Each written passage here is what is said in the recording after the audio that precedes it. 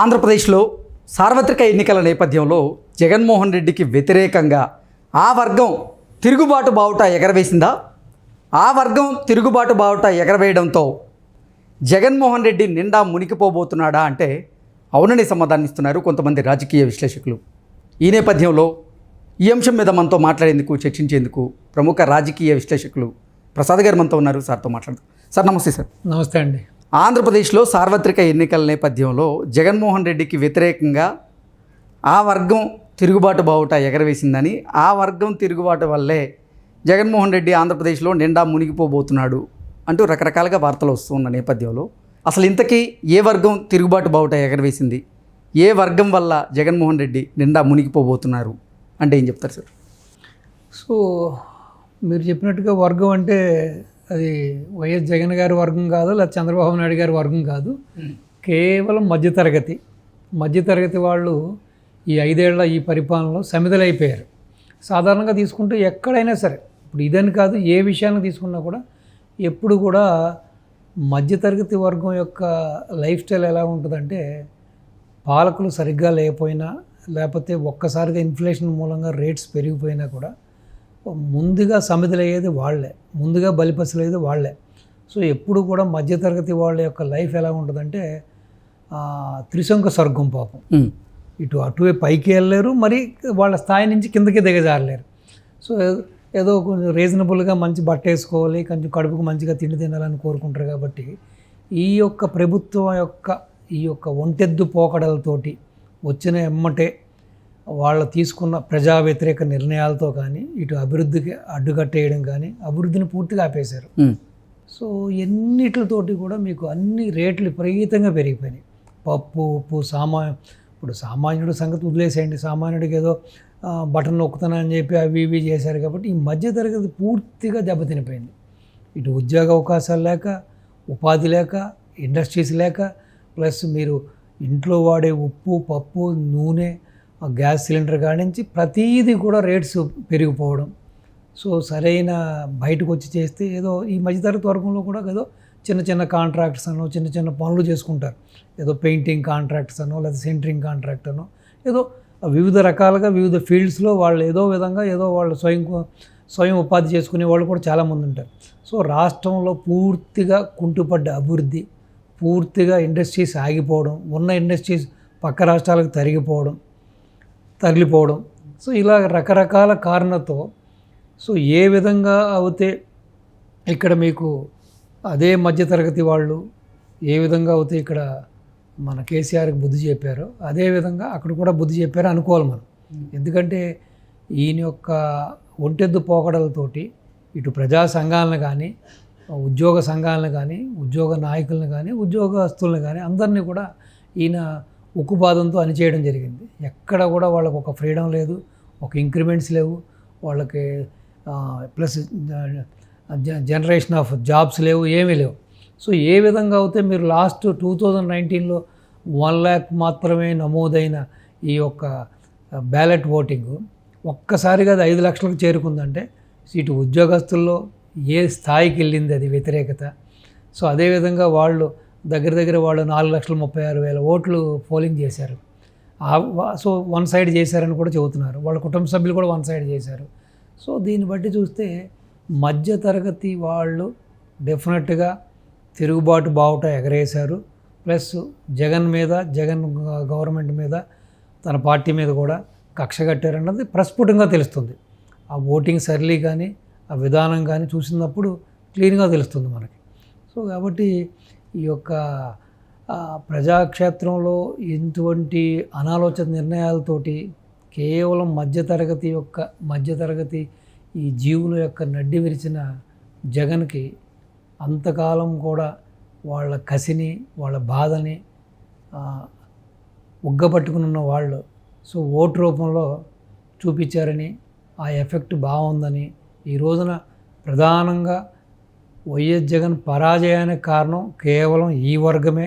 మీరు చెప్పినట్టుగా ఈ మధ్యతరగతి వర్గం అనేది అది ఎవరు కూడా కాదని నిజం.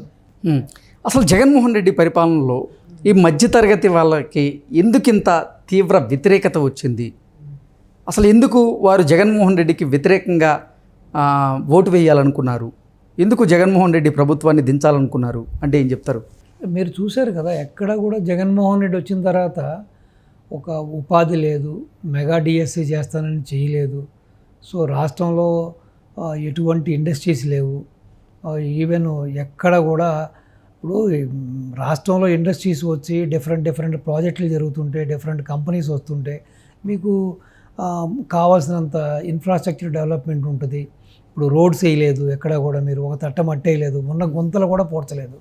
సో ఈ విధంగా యాక్టివిటీ ఉన్నప్పుడు ఏం జరుగుతుందంటే ఈ మధ్యతరగతి వాళ్ళందరూ కూడా అట్లీస్ట్ ఇప్పుడు జాబ్స్ అనే కాకుండా జాబ్ జనరేషన్ అవుతుంది.